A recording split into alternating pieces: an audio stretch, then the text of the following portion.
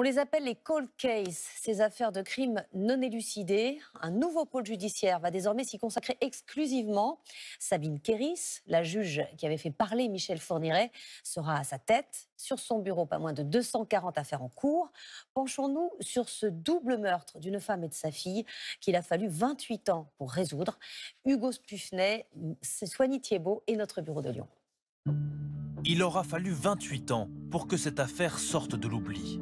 L'histoire d'un double meurtre, d'une femme, Michel Marinescu, et de sa fille, Christine. Jusqu'ici, un véritable casse-tête, en passe d'être enfin élucidé par la justice.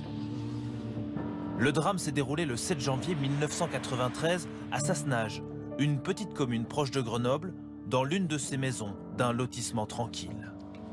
Les gendarmes retrouvent les deux victimes égorgées dans leur chambre. L'enquête commence, mais aucune piste sérieuse ne se dégage. Les juges vont bloquer assez rapidement. Les gardes à vue ne donnent rien. Et puis on est aux limites de ce que la science peut apporter. On a des taches de sang, mais elles ne révèlent pas d'éléments scientifiques pertinents. Les enquêteurs vont même lancer des appels à témoins sans succès. Très vite, l'espoir s'amenuise pour la famille. Tout ceci est insupportable. Nous devons avoir une réponse. Le mari et le père des victimes, Marian Marinescu, lui aussi, témoigne à l'époque, face caméra. Nous pensons fortement que les criminels, bien sûr, ils existent et que des gens les ont aperçus. Dès le début, comme souvent dans ce type d'affaires, les enquêteurs soupçonnent le mari. Mais celui-ci a un alibi. Le mari se trouvait manifestement en Roumanie. Les visas mentionnés sur les passeports excluent tout retour en France.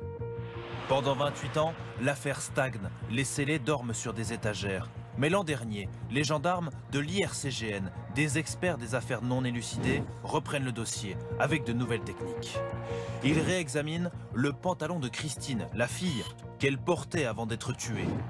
Grâce à un produit fluorescent, ils détectent ses taches de sperme et un ADN, celui du mari, Marian Marinescu. Mis en examen pour assassinat en juin dernier, il devient suspect numéro 1. L'affaire n'est pas encore aujourd'hui totalement résolue, car dans les taches du pantalon, les experts ont retrouvé un autre ADN inconnu, peut-être un second suspect. Ce profil génétique ne correspond ni au profil de Marian Marinescu, ni à son fils. Très longue. L'avocat de Marian Marinescu dénonce un emballement judiciaire contre son client. On a une telle volonté de résoudre enfin ces cold cases sur lesquels les générations précédentes d'enquêteurs ont échoué, qu'on peut être parfois aveuglé par un élément nouveau, mais un élément potentiellement intéressant, ce n'est pas une preuve. Des preuves toujours difficiles à obtenir si longtemps après les faits.